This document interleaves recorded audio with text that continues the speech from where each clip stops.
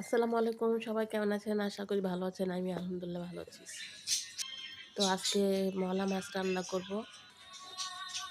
একটা আলু কুচি দিয়েছি, পেঁয়াজ কুচি দিয়েছি, টমেটো কুচি দিয়েছি, তেল দিলাম, হলুদ মরিচ লবণ দিলাম, দিয়ে কাঁচামরিচ দিলাম, দিয়ে এখন ভালো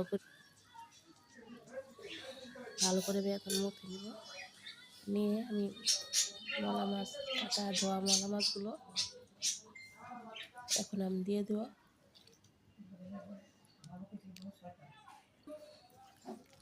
মাছগুলো দিয়ে ভালো করে আমি মেখে নেব।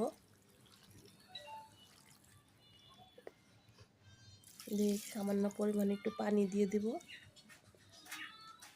দিয়ে আবার একটু ভালো করে নেড়ে চেড়ে